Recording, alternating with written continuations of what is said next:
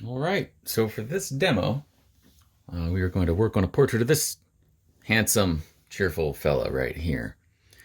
So we want to take a couple ways of thinking about this. One is we want to think about it not just as a portrait, but we want to think about it as a picture. We want to think compositionally. So before we start worrying about eyes and nose and expression and all that, we want to think about how this is going to all sit in the picture plane. So I'm going to start off by figuring out kind of where I want to center it, how tall a picture I would like to make it, kind of start dividing it up sort of mathematically. How much face do I want? How much suit do I want? Beginning this with a number 2 pencil, or a 2B pencil, which will be switching out once it's blocked in for a soft black colored pencil. Right now I just want easy erasing though, just in case. So we're going to take, do a sight line every now and then, right? Take a look, check an angle of a major compositional shape.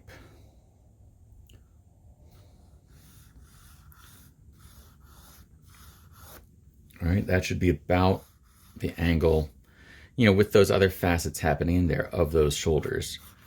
And once I've got that, I'm going to look for this major shape here, how part of the costuming leads us right up into the face. Make it fairly loose. The truth is somewhere in those lines. We will narrow it down and find it, but right now I want things to be kind of movable and fluid. So I'm going to gauge that the opening of the jacket goes to about here, which will bring me up into the other side of the face. Conventional wisdom is always to start with an oval and build a head from there. But the truth of the matter is, when we're working observationally, we'd have to reverse engineer a head out of an oval here. It's sometimes more helpful to think of the head as being like the world's sloppiest octagon. So I'm going to look at how the jawline pushes down into the shape of the body. Look for the kind of chin and beard here, and then the angle of this part of the jawline. All right. Follow the tilt of that side, the way the forehead kind of pushes back. All right, and then kind of pushes over from here too. So leave a little room for the hair. But you see, all right, world's most misshapen stop sign shape, and we're getting there. Knowing that now the angle of the face is going to go like this. Now, typically, your eyes fall halfway between the crown of your skull and your chin. Now, the crown of your skull, that's the very, very top. When we look at skulls, we often think about them like this. And you're going to be like, well, that's the top. But the truth is the skull sits on your head leaning forward like that. So the crown of your skull is actually up here. And you can see once you do that, the eyes really do fall in that halfway. This character does have his head tipped back a bit. So what we're seeing ends before the crown of the head. We're losing some of that in foreshortened space. So the eyes are going to appear a little higher up. Beyond that, nose and mouth don't change a whole lot. The bottom of your nose, right there, kind of falls halfway between the line of the eyes and the chin. Right? And in a perfect world, the mouth, most people's mouths are adult mouths, are about a third of the way down. Now in this case, even though we've got a grimace, the mouth is still shut. Those teeth are clenched. And so we can guess that the line of the teeth is going to fit right about there. That should be some good proportions blocked in there. I'm going to go ahead and give a sense of ear. Like the head, I'm going to keep this all pretty geometric right now. Ears, in a perfect world, kind of tend to line up with the eye, right? Hook growing back here. And they actually hook onto the back of the jaw, right? You can find an ear by finding the jawline, and the ear is going to hook right out of it, right? So looking at my reference, there's actually even a little glimmer of neck that tucks behind the ear as the ear hooks onto the jaw right there. I'm going to keep it kind of geometric and then find the hairline. Fun thing about hairlines, most of the time, and on most people, there's a stair step up the temples that helps us find it. This gentleman's is pretty pronounced right there. And then there's this receding hairline, widow's peak, that most of you will probably not have to worry about, depending on how incognito your self-portrait got.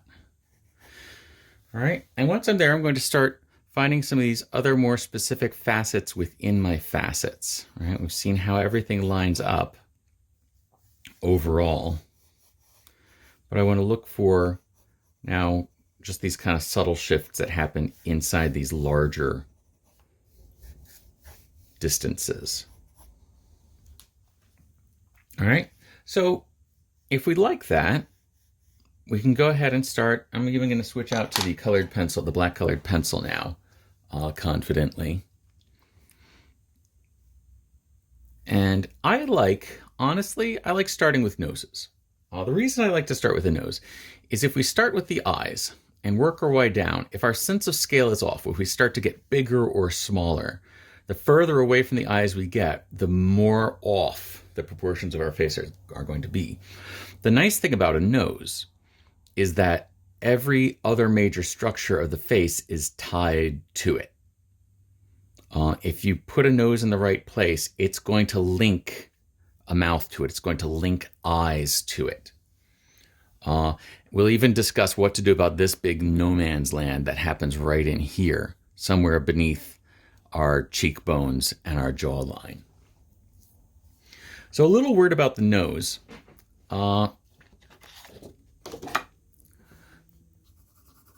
This right here is what I call the anime nose. We don't want to draw people with an anime nose, but it is an important landmark in the nose. It's based on a specific shadow that happens right at the tip of your nose, where two bands of cartilage come together and two other bands of cartilage or connective tissue curl out. And so the plane change between those is what you see in an anime cartoon or a manga comic. And from it, if you can locate it, you can actually find this other shadow that networks into it, that the bottom of the nose almost always forms some version of. Right? You can look at it as a sort of spaceship shape.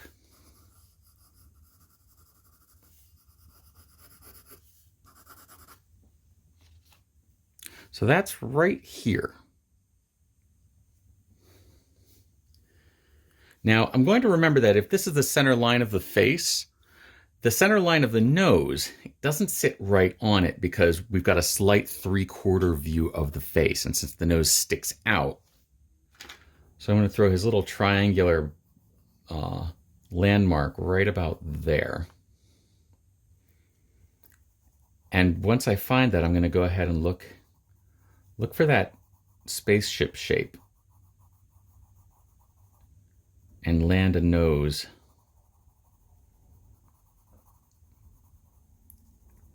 right on there, just off center from what's called the philtrum. That's that little dip above your lip.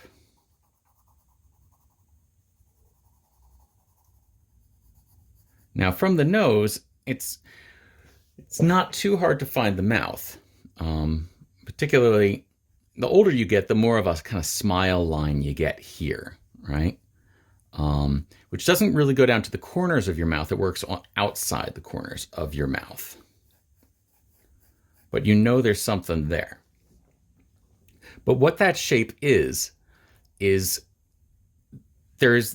a larger shape around those smiling lines that I like to define by thinking of as there's a pair of sweet potatoes on your face, or we might call them smile yams, right?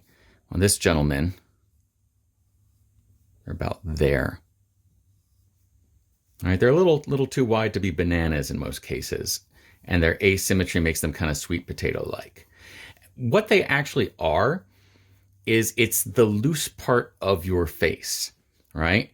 This is where, if you were to run your tongue around inside your face, this is where your face is loose from your skull. All right, so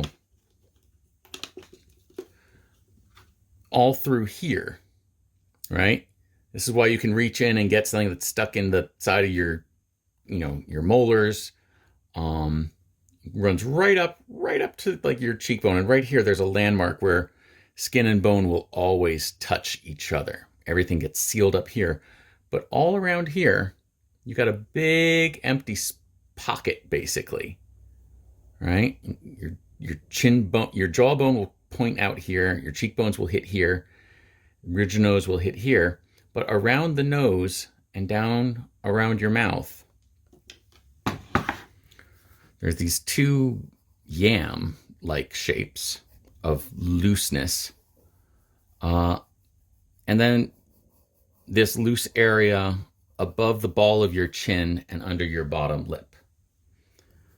Now, between your eyes and your mouth, that's all that's there, is just this big sweet potato. If you can find it, you can find the distance between the eyes and the mouth and figure out what happens in this no man's land here, because what happens above the little yam is your cheekbone juts to the surface. If you tap right there, you're going to feel that guy. Now, this is also why people get bags under their eyes, or they scrunch up, because this bone and this skin have to touch each other. It's loose under and it's loose over. And so no matter what you do up here and what you do down here, they've got to come back and touch home base right above the cheekbone. So that's why we get lines and bags there.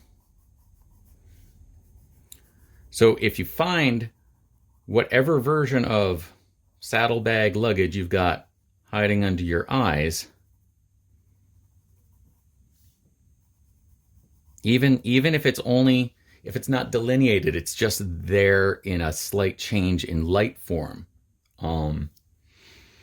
That is what wraps around your eyeball underneath. All right.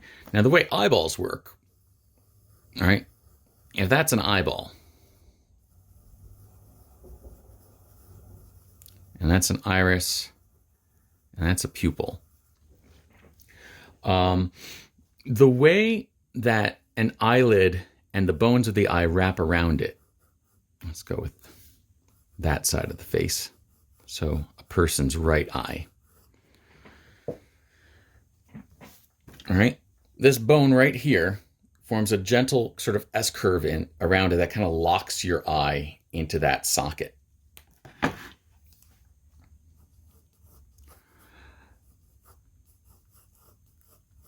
right. And your nose happens here. And here is where we're seeing the top of that smiling sweet potato shape. Now, the opening for your eye is not centered on your eyeball. It's actually a little bit low on the actual ball of your eye. So that creates an asymmetrical curve of the eyelid muscles over it.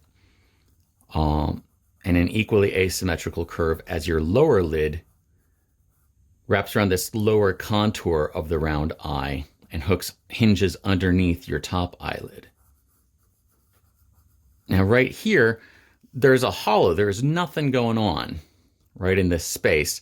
But depending on how fleshy or hooded your eyelid area is, that contour may change slightly. All right. And, oops, there goes his jaw again. But as this S-curve happens here, there's a slight kind of triangle of shadow that juts up right in this little area here that we'll see on most people. And especially if we've got a more hooded eye, if the skin hanging here hangs more loose and we see less eyelid, we'll probably see even more of that shadow shape. So with this fella's scrunched up eyes, one thing I'm going to look for actually is what happens here, right? How the brow, the eyebrow that hides so much of this structure, points into this hollow spot. It kind of crowns it. And so you can find that. I can use the bridge of the nose. And one of the reasons for this Rembrandt lighting situation we've got going on, the 3/4 light, is it also helps us navigate any no man's land issues where we've got a light shape that very early on we can use to help find this volume over here. All right. We've got a light shape going on in here that helps us find the bridge of the nose and the recess of the eyes.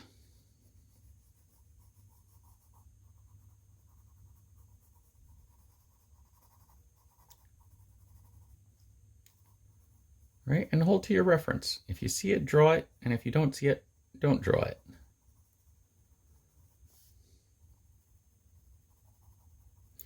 But if you keep it compositional, if you concentrate on shapes and light, and you put them where they are, right size and right placement, you are going to get a face.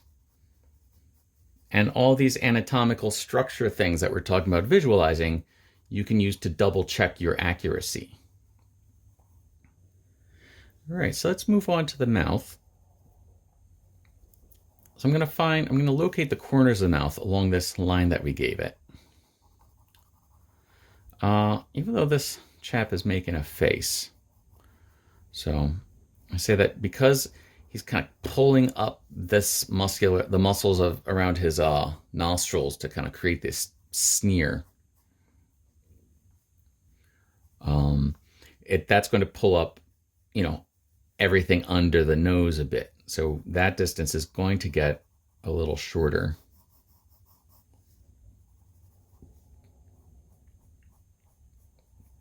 I'm going to start off by treating the mouth, though, just as geometrically as I've treated everything else.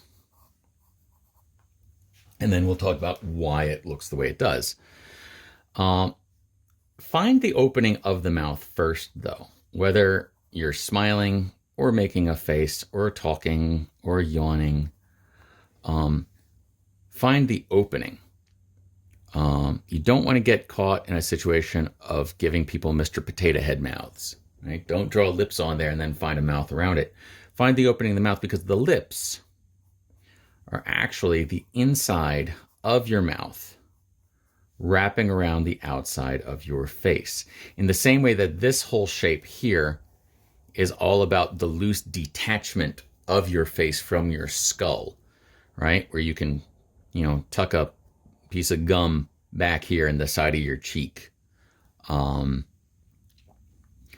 All of that looseness creates this shape. The pink of your lips, right, and the plane change they create is where the inside of your mouth wraps around here.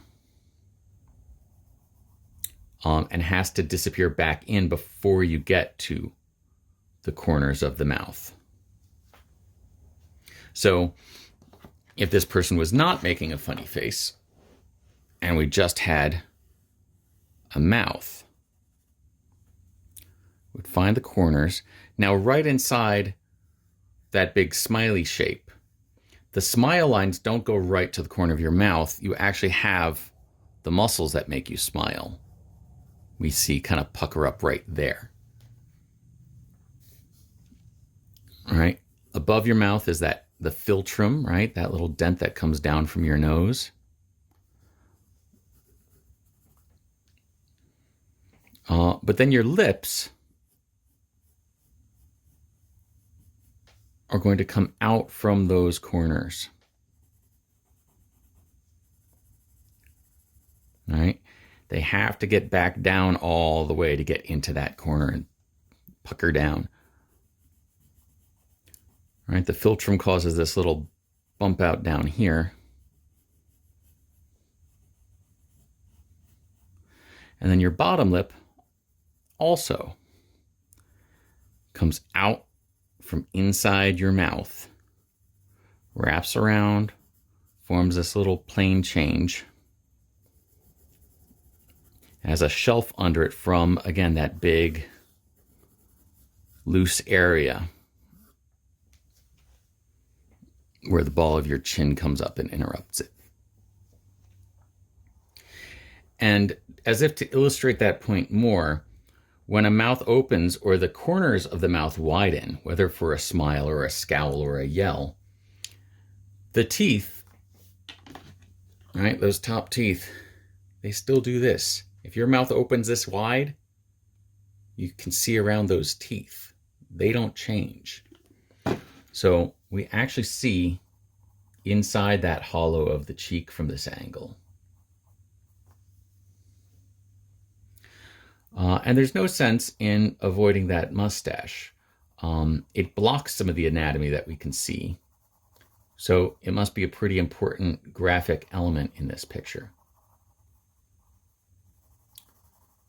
All right, but we want to draw what we can see. It's being acted on by light just like everything else. So some areas it's more dense of a mass than others. All right, same's going to go for where the beard starts, right? Helping us delineate the bottom of that lip. And then, again, taking on its own shape. I want to look at it in geometric terms first. All right, find what the border of it is.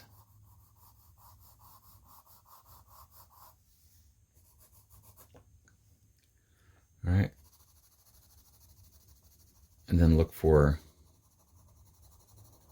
how dense the light on it is. But before we bother with, toning it in, notice we've gotten the geometry of the whole head in there, right? Before we do anything that's going to be hard to erase.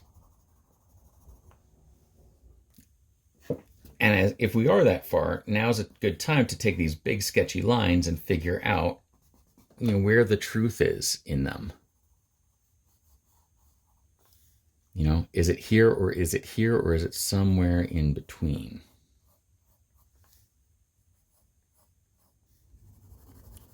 I'm going to find the shape of the hair working along there. All right, we got an ear now, right? Hanging on, like I said, the back of the jawline here. Now, ears are they're deceptively simple. They're all the same. So let's take that one. With minor variations, they all start off with an uneducated map maker's South America, kind of derpy looking, but wider up top, narrower at the bottom, with a little divot somewhere. All right, you can get variations, but you don't draw a peanut. No one has a peanut. Not even this guy. It's close. But think about it in these terms. So off to the side of our derpy continent shape, there's nothing about the continent that's derpy. It's the drawing. There's a little diving platform. Now, the reason there's a diving platform is it sits over a canyon. The canyon we're going to call Pork Chop Canyon because it's shaped like a pork chop. From the bottom of Pork Chop Canyon, there's a wall. A ridge rises up and forms a wall. So it's this outer wall of the continent. Extends all the way around here with a nice sharp edge up there, and slowly kind of gets shallower and shallower and settles out into just a little dent and disappears. But as it does that, it creates a secondary ridge around the edge of the canyon.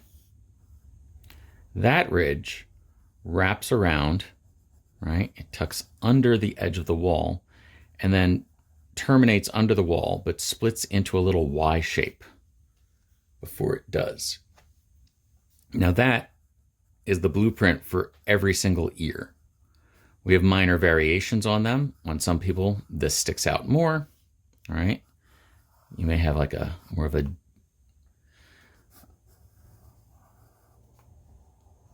C shape to the ear, all right? The canyon may be a slightly different pork chop, right? This inner ridge may actually eclipse the outer wall and stick out beyond it. That's some of what's creating the shape in here. Is that we've got a foreshortened diving platform. We're looking inside the canyon. And the secondary ridge actually sticks out pretty far. And now we've got a view under the outer wall. So this extra kind of blip in the contour here is just the height, the varying height of that outer wall. And one of the important things in making a picture, and for those of you who are creating complex compositions with an environment, possibly a narrative, the trick to a good picture, really, as opposed to a good face, right, or a good landscape, but a good picture is tricking your audience into thinking you loved everything equally. Now, the truth of the matter, whether you know it or not, is that you already do love everything in your picture equally, because you like drawing, right? And the truth is, drawing a face isn't different from drawing trees or furniture or clothing. It's all, moving a pencil around and measuring things and landing them in the right spot on a piece of paper. And that's really the part you like doing. Now, the clothes in particular, I'm really looking for the geometry in, because they really are about, pulls. Things pull and then things settle and rumple. But it's all about pulling, scrunching, and rumpling. All right. I'm not going to belabor the clothing for this just because it's a demo and we want to maximize our time and content here. All right. So I'll just get that far. And I was going to say something about hair. Now, one of the things about hair when we go to build up tone on it is that hair behaves unlike a lot of these other things because it's, millions of little transparent, translucent filaments that light can pass through individually, but they are also very shiny, and they come in a variety of pigmented colors. When your hair grows, the direction the hair it grows in runs perpendicular to the direction it catches ribbons of light and shadow in. All right, so if hair grows this way, light and shadow tend to work in ribbons across it.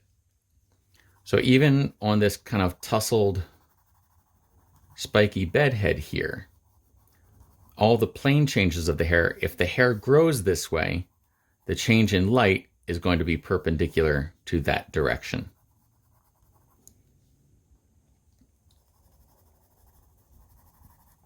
And if you draw what you see and know that that's why you see what you see, you'll wind up with hair.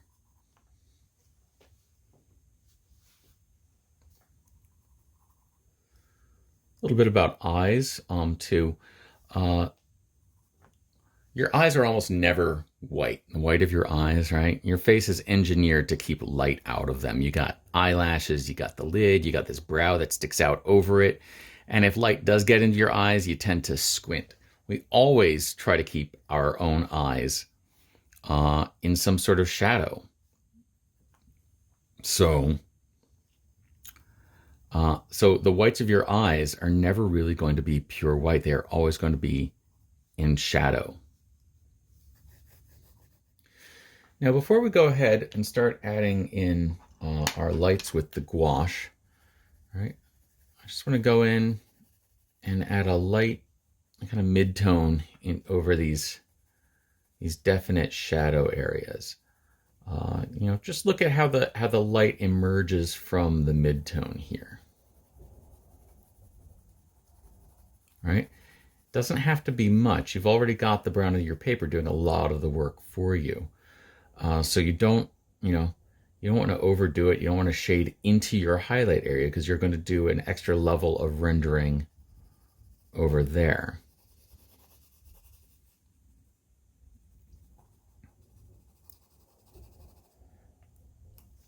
All right, so let's, without further ado, so we're going to take some white gouache. My palette is the lid to a Chinese food container. And then I've got a number 6 round watercolor brush, which I'm going to dampen a little bit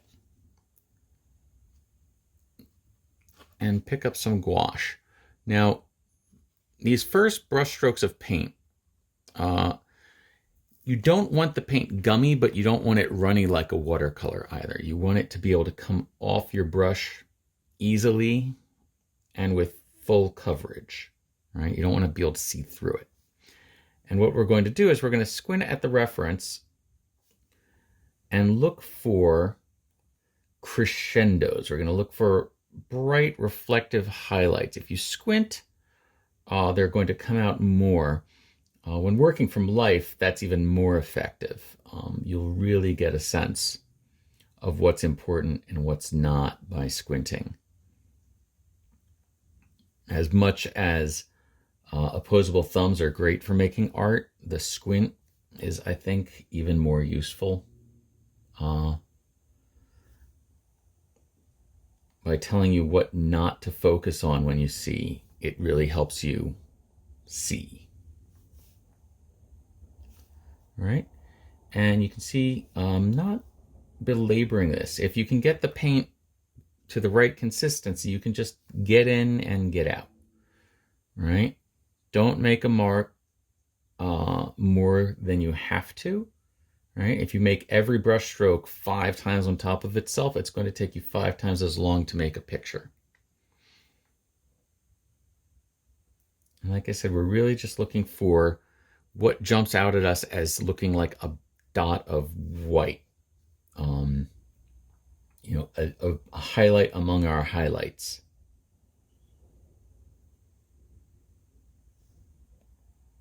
And it's largely going to be along plane changes, these little sharp edges of your face right in the middle of a curve, or in surfaces that are facing your light source directly.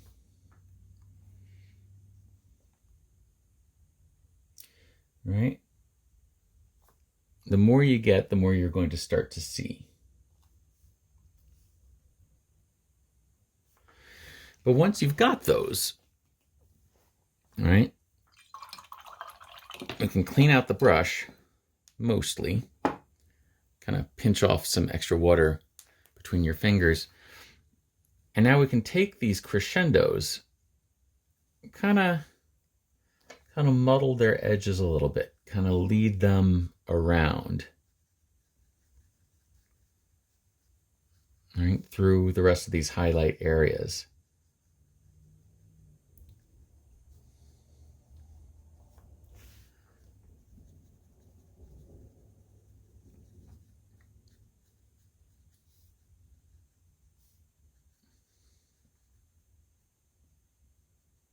All right. My brush wasn't entirely clean right off the bat. It still had a little bit of kind of milky consistency paint on it. And it's just damp enough to re-wet the edges and move this paint around, but not wet enough to pull it up entirely. Right? And just don't paint any faster than you can see. And at any point, feel free to go ahead and pick up a little more paint for your brush if there's something that needs to be built up.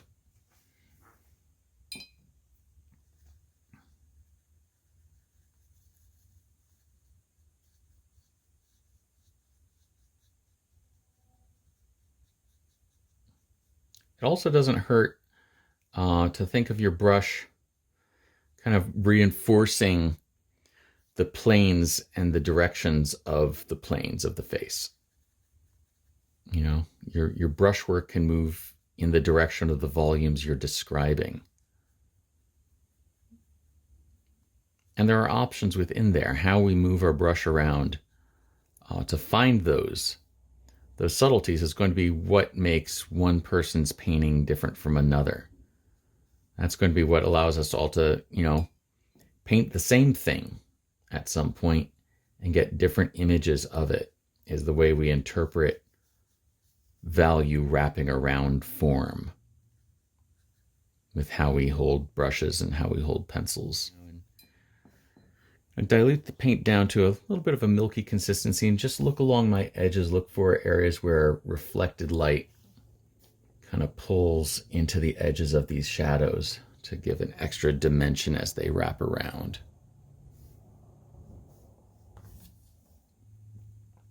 Likewise, pick up a little more and look for where these dashes of highlight work out in those ribbons of highlight that run through the hair.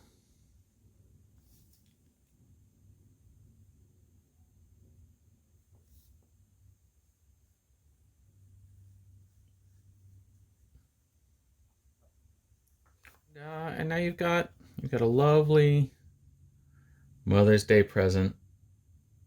Mom to frame up, maybe make copies of for the grandparents, aunts and uncles, to remember this special time in all of our lives.